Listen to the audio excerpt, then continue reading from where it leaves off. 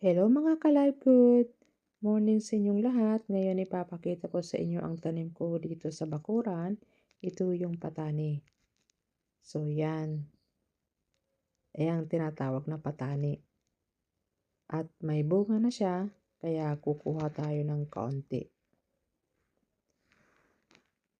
Pipitas tayo para may manluto mamaya.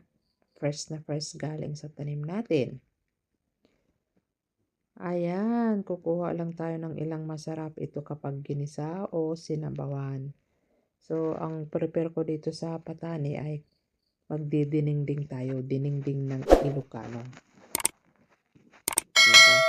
So, yan ay ang dami niyang bunga nga naman. Masarap yan, pang dinengding, pang pakbet. So, yan ang tinatawag na patani. Yung green na green.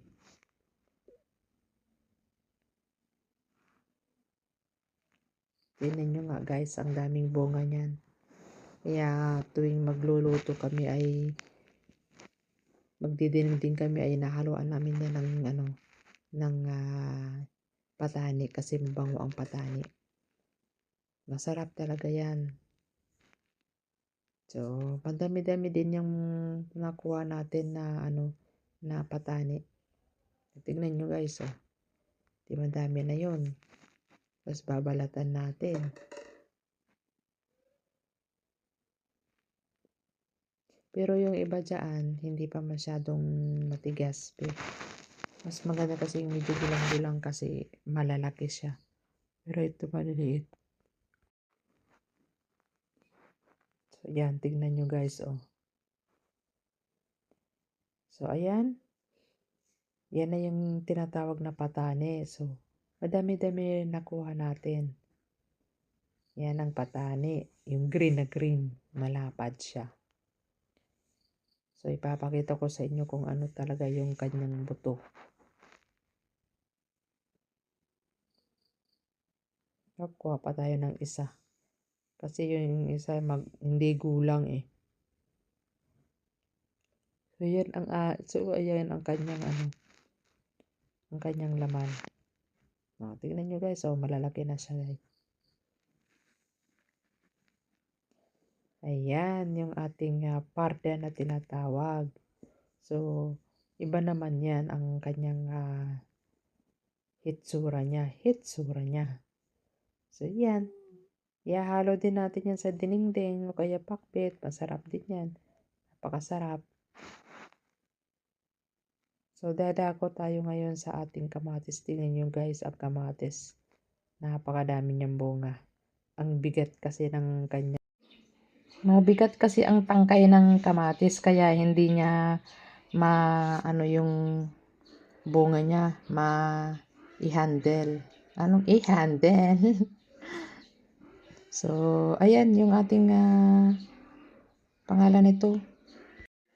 Parda. Parda yan sa Ilocano. Bahala kayo kung ano niya ti makwayo idda. Basta kasjay parda Ilocano ajay. So, ata nag-imas nga isahog ta pinakbit. O, ayan. Malambot siya.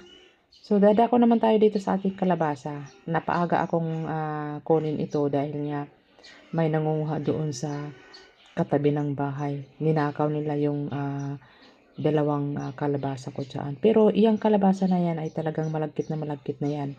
So, tingnan nyo guys, hindi siya gaanong malaki pero napakalagkit niyan. Super lagkit talaga as in. Kaya masarap yan igata. Ang sarap. Isahog sa alimasag. Wow, kasarap naman. So, tingnan nyo, talagang gulang na yan.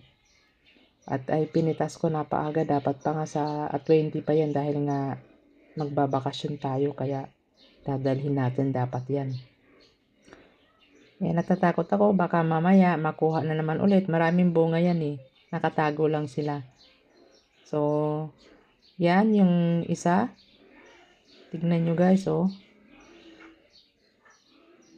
So, ayan yung dalawa. So, malapit lang kasi yung kapitbahay dyan, Inaakyat nila yan ng aking taniman dyan. So, tignan nyo. Isa nga pala alam kong ano, gabi sila tumitira dyan. Kaya natiktikan namin na sila talagang kumukuha, walang iba. So, yan yung kalabasa ko, gulang na yan.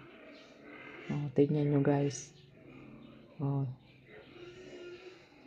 Pag ganyan na yan, talagang yung buto niyan ay pwede nang itanim.